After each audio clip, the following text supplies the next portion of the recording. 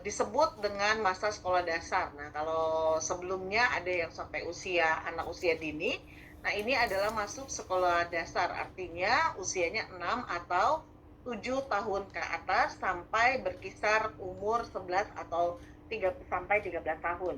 Nah, anak yang sudah matang ya, perkembangannya itu dianggap sudah siap masuk sekolah dasar.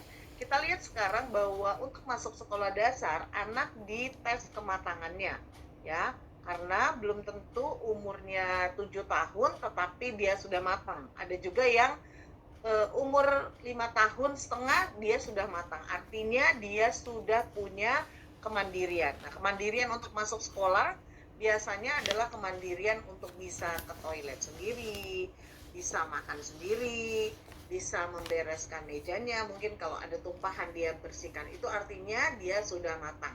Nah, pada awal masuk sekolah, anak sebagian mengalami gangguan keseimbangan dalam penyesuaian diri dalam lingkungan sekolah. Nah, anak-anak yang tadinya biasa di rumah 24 jam, kemudian pada waktu dia masuk ke TK atau PAUD, itu dia mungkin hanya sekitar 2 jam. Nah, untuk SD dia duduknya kemudian beda ya, kalau TK mungkin ada yang melingkar gitu ya, duduknya tidak sama. Tetapi SD mereka akan duduk masing-masing dan dia akan bersekolah dari katakanlah dari jam 7 pagi sampai jam 10.30 atau jam 10 pagi. Artinya waktunya lebih panjang daripada biasanya. Nah, ini ada beberapa anak-anak yang tidak terbiasa akan mengalami kesulitan dalam penyesuaian diri dengan lingkungan sekolahnya, ya. Kesulitan untuk bangun pagi, kesulitan untuk duduk lama, duduk untuk mendengarkan, ya, itu ada beberapa kesulitan yang dialami oleh anak. Nah, ciri-ciri kanak-kanak akhir, ini label yang diberikan oleh orang tua. Nah, sebagian besar orang tua masa kanak-kanak merupakan usia yang menyulitkan sesuatu di masa di mana anak tidak mau menuruti perintah dan lebih banyak dipengaruhi oleh teman-teman sebaya daripada orang tua dan keluarga. Kalau kecil kita lihat ya, anak sampai usia dini ketika dia belum banyak bicara, segala sesuatu diatur oleh orang tua. Makannya makan apa, diatur menunya. Pakai baju apa, diatur pakaiannya. Kemudian dia harus pergi kemana, harus bersama orang tuanya.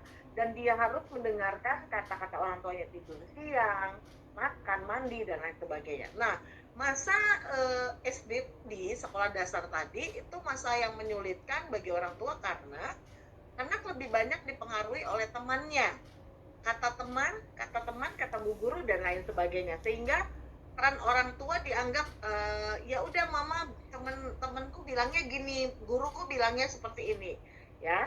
Nah, dalam keluarga yang terdiri dari anak laki-laki dan perempuan, biasanya anak laki-laki akan mengejek saudara perempuannya. Kalau anak perempuan akan membalas pertengkaran dalam bentuk makian atau serangan fisik, ya. Ini ejekan, ini serangan fisik, itu mungkin dipukul gitu ya. Kemudian label apa yang diberikan oleh pendidik? Nah, pendidik melabelkan masa kanak-kanak dengan usia sekolah dasar.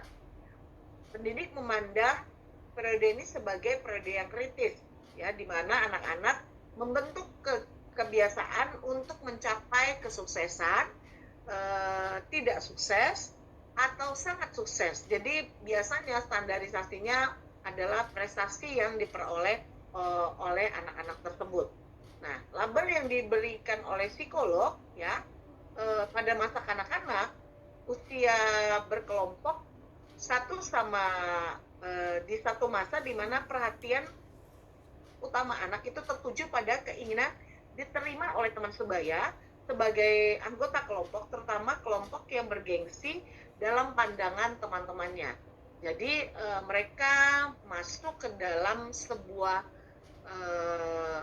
komunitas yang lebih kecil lagi, ya, geng katakanlah, atau kelompok yang lebih kecil, dan dipandang ketika mereka masuk kelompok tersebut dipandang sebagai sebuah prestis bagi mereka.